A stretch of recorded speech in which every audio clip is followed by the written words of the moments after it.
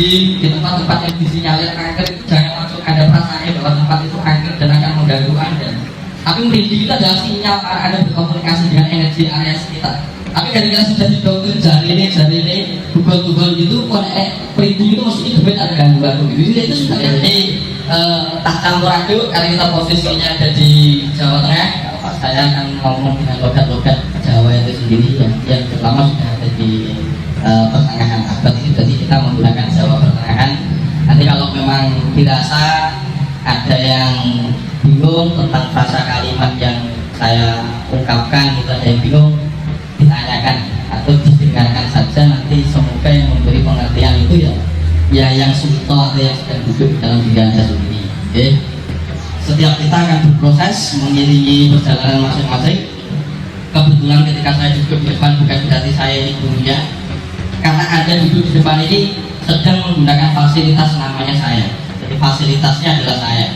Dan nanti ketika Anda sudah bisa mengaktifkan, sudah bisa modal seperti saya, suatu ketika Anda akan menjadi fasilitas yang bisa menyampaikan sesuatu yang dibutuhkan oleh orang-orang di sekeliling Anda. Jadi saat sebelum murid dia dulu, sebelum guru itu murid kita sudah melebur menjadi satu. Dan tidak usah ada intensi macam-macam ketika Anda sudah duduk. Ya sudah, niatnya buka rasa, buka rumongso saja. Nanti kalau niatnya ini dan ngomong, nanti Anda akan kena konsekuensi logis. Maka kita belajar apapun itu harus suwung itu spontan. Jadi tidak usah ditambah-tambahi niat sih macam-macam. Ya sudah, niatnya nyampur wes sudah, biar bercampur lagi segala sesuatu yang mungkin kita butuhkan di saat ini sampai nanti ke paripurna itu sendiri. Terus kemarin ada yang sudah mengikuti sesi Kundalini ini, tapi kemarin baru sekilas, ya yang sudah ikut baru sekilas. Nanti hari pertama ini kira-kira saya akan mengulas sesuatu yang sama tentang artikulasi Jawa yang menjelaskan tentang anatomi dan fisiologi dari perspektif Jawa kuno. Dan nanti di ritual hari kedua itu memang ada upacara pamegengan atau pamekaan, yaitu nanti kita ritual untuk aktivasi Kundalini. Nah, Kundalini itu sebenarnya bahasa bukan bahasa kita tapi bahasa Sanskerta yang akhirnya menjadi bahasa kita, karena kita kalau kita sekarang itu sudah memasuki namanya hasil dari akulturasi. Kemampuan dari leluhur kita itu adalah akulturasi. Maka saya sering kali bilang jangan jadi Jumawa tapi Jawa. Kalau Jawa itu lain bukan agama, ya. Jawa itu bukan agama sekali lagi. Jadi ya ada orang Jawa yang mengakulturasi tentang ajaran baru yang ini, ya ada kejawen Islam, kejawen Konghucu, kejawen Nasrani dan lain sebagainya. Itu karena hasil akulturasi. Sekali lagi Jawa itu bukan berbelangkon, bukan nganggo soja, bukan, itu artinya adalah Jawi. Jawi itu hasil dari Jawa. Jawa itu sebab Jawi itu adalah hasil dari Jawa. Dari Jawa, Jiwa, Jawi itu kalau saya katakan Jawa itu rasa, Jawa itu kedalaman, pemahaman, kesadaran. Jiwa itu perenungan, bahasa pikiran, antara keselarasan bahasa Jawa, bahasa rasa dan bahasa pikiran, bahasa timak ini manikem, hasilnya adalah karya yang disebut Jawi. Jadi sekarang pulau yang Jawi itu artinya Jawa. Jadi pulau yang Jawa itu berarti ketika Anda berikhlas saya yang Jawa berarti Anda berdoa untuk saya orang yang selalu terjaga di dalam kesadaran. Bilangkan begitu.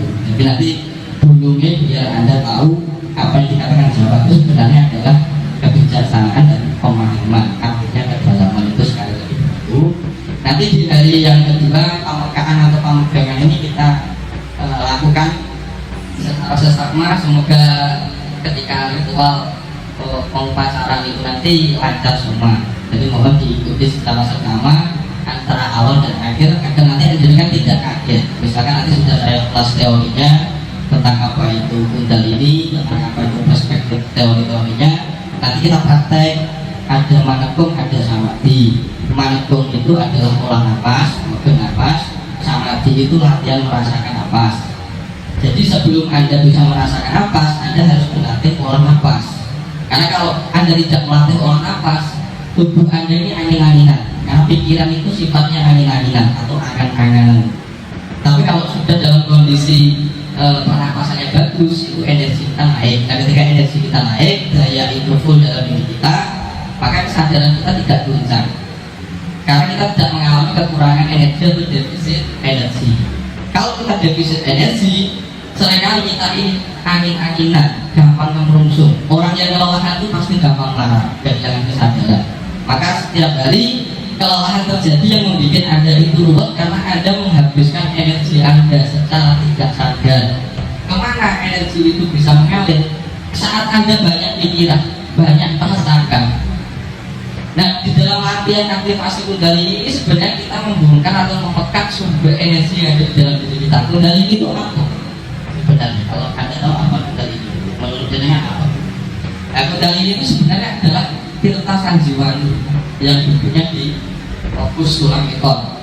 Nah, itu diarani cukumane astodino. Nah, itu intinya adalah tirta sanjiwani atau tirta kamandali. Itu harus diangkat ke atas biar menjadi tirta amarta. Karena ketika dia bersentuhan dengan titik-titik yang ada di atas spot atau sumber cakra yang akan membongkar seluruh susunan energi yang tersumbat di dalam diri kita. Nah, seringkali energi kita itu tersumbat. Energi kita tersumbat karena pengaruh siklus lingkungan, karena pengaruh aktivitas berpikir itu lebih banyak daripada aktivitas mempersepsi. Jadi kita itu kehilangan namanya persepsi, kemampuan perseptif itu hilang.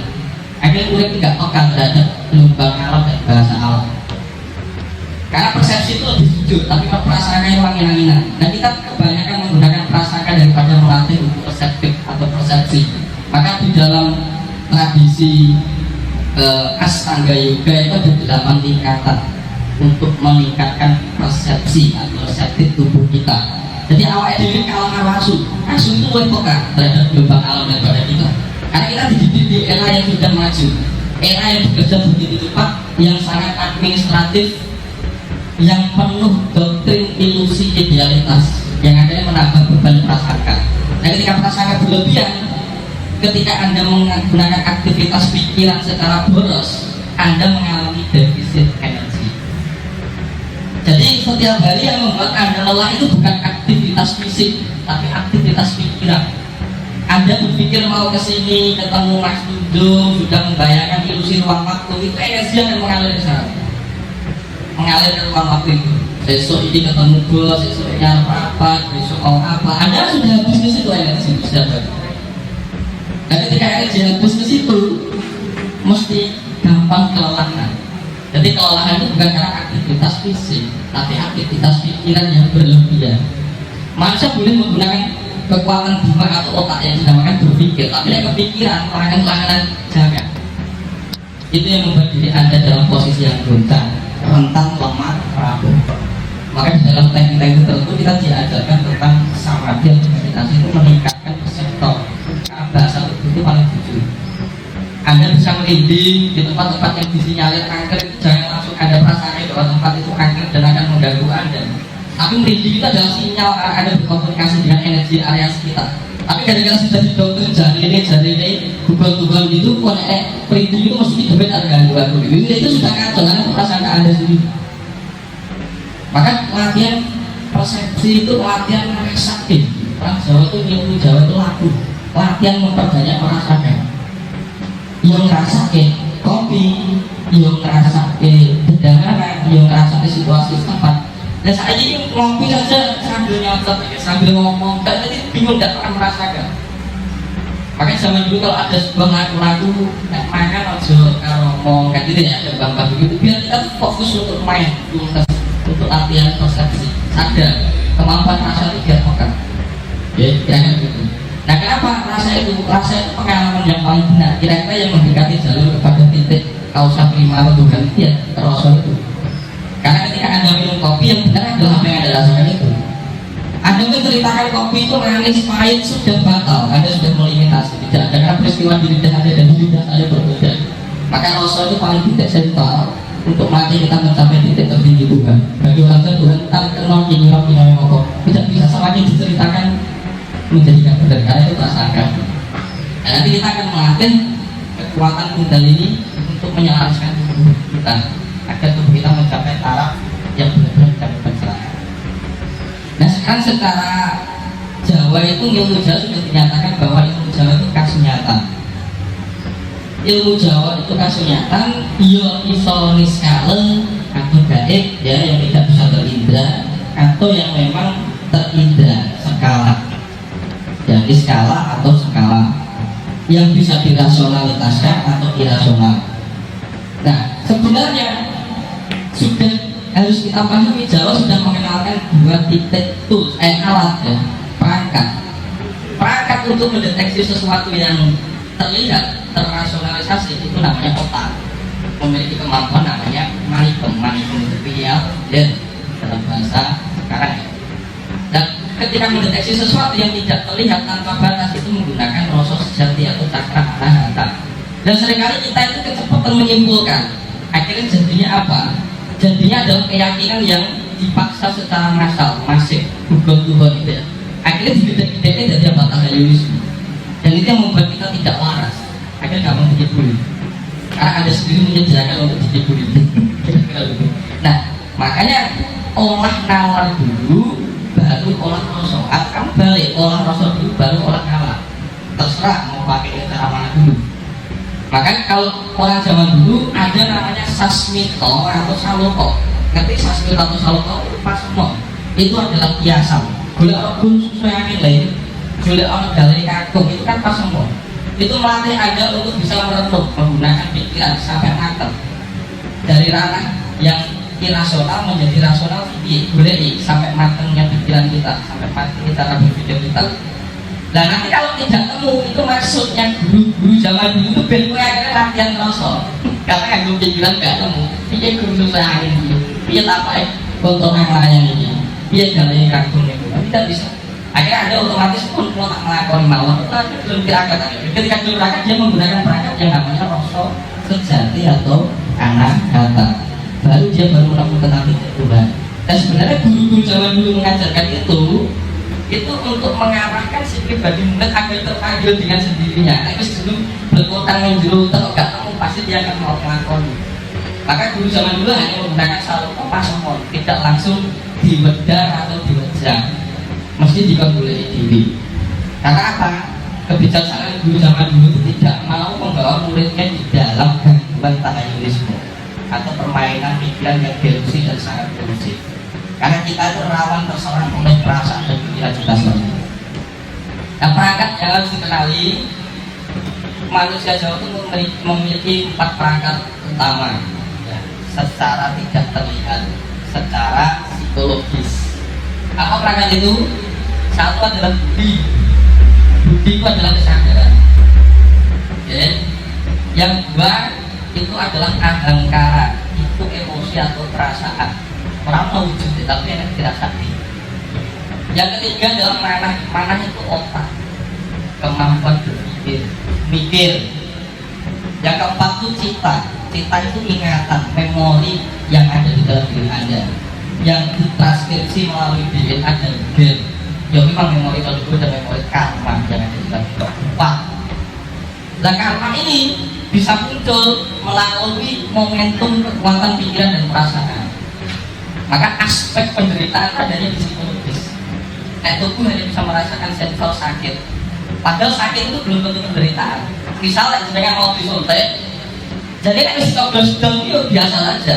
Tapi gara-gara sudah ada trauma ketakutan, ya maka yang menderita ada psikologisnya itu, bukan rasa sakit kena jarum. Tapi kalau Anda bisa mengamati bahwa tubuh itu sifatnya bisa merasakan sakit, ya sakit itu adalah sebuah kewajaran, kejujuran tubuh. Yang tidak jujur itu karena diberi kecemasan dan ketakutan. Atau ngomongin jari ini, kan gitu ya. Kalau jari ini disuntik ini mau kan gitu, karena Anda belum mengalami harus dijisai. Nah manusia itu paling takut ketika belum nyata, belum mengetahui, belum mengalami. Itu akan menjadi goncang dan terganggu. Nah penderitaan itu jadi karena itu. Dan ini disebut ilusi atau ilusi. Nah di sini nanti kalau sudah kenal 4 perangkat ini, kita bawa dari tiga sesuatu yang berusaha, kita harus bawa kepada budi. Maka dari budi itu terjadi luhur. Luhur itu pemahaman tentang universalitas. Maka kembali leluhur itu bukan balik mbahmu dalam arti personal. Leluhur itu mengembalikan sesuatu kepada yang maha luhur, yang universalitas, yang ombo, kaya jenis jaga dalam tanpa dinates, seperti bagaimana dunia yang terjadi tanpa batas. kira-kira itu ya. Itu kira-kira perangkat utamanya. Perangkat yang selanjutnya secara fisik yang menyimpang tentang proyeksi ini adalah satu adalah dimak atau manikum tadi atau otak dalam bentuk fisik, dua adalah jantung, ketiga adalah tulang belakang. Jadi medulla spinalis. Maka di dalam teknik yoga itu ada gerakan namanya asana. Ya. Kalau asana mudra itu dalam tradisi Jawa tari bekso atau pencak silat itu mengarahkan manipulasi gerakan energi untuk meningkatkan energi kita dengan membongkar satu tulang belakang. Itu juga aktivasi kundalini. Dinamakan prayoga sandi. Nah, ketika melakukan prayoga sandi berarti kita melakukan itu dalam kondisi gerak lain, mengarahkan secara gerakan, melatih keterlibatan sadar melalui gerak lahir. Nanti ada meditasi atau samadhi mencapai pencerahan pasif dinamakan markum. Itu teknik pernapasan yang cuma kita mempasifkan tubuh tapi mengarahkan seluruh kesadaran kepada titik pernapasan, dinamakan Astobroto atau Topobroto. Ada poso, ada gerakan pasif, gerakan untuk meningkatkan kundalini secara pasif. Dan sampai nilai orang Jawa ngasih kompensasi dan kompromi karena akulturasi, yowes nganggo yoga, nganggo silat, yowes nganggo tari.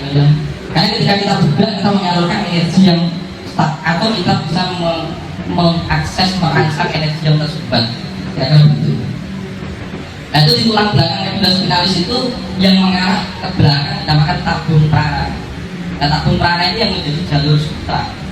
Di dalam tradisi Jawa jalur sutra prana pertama disebut Ida Pinggala Sumsumna. Sumsumna itu jalur nadi yang mengalirkan si kundalini untuk terdistribusi ke seluruh tubuh.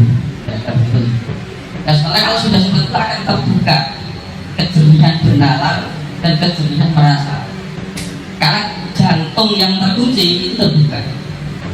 Nah, seringkali kita ini di era milenial itu mengalami kegagalan eksistensial. Kita tidak mengalami sejarah karena jantung dan pikiran kita tidak pernah digunakan sebagaimana semestinya. Jantung yang seharusnya digunakan untuk mencinta, kepedulian digunakan untuk saling membenci. Jangan salahkan kalau Anda kena serangan. Karena kalau semakin jantung tidak berfungsi secara tepat, dia akan semakin mengkerut. Semakin mungkin tertutup akar jantung, stuck, ngelok. Ketika stuck dan ngelok, tekanan darah naik dan akan menghancurkan cerebrum. Cerebrum akan pecah menjadi darah, stroke. Dan kasus ini banyak ditemukan di era modern daripada era kuno. Kenapa? Karena pola sudah berubah, tidak punya laku. Nah, sekarang mari kita gali ulang apa yang sudah pernah diwariskan di tanah ini. Sebagaimana kita hidup di tanah ini dengan kontur antropologinya dan kontur geografisnya. Ya, karena kita sudah menggunakan pola yang bukan tanah kita itu yang jadi masalah.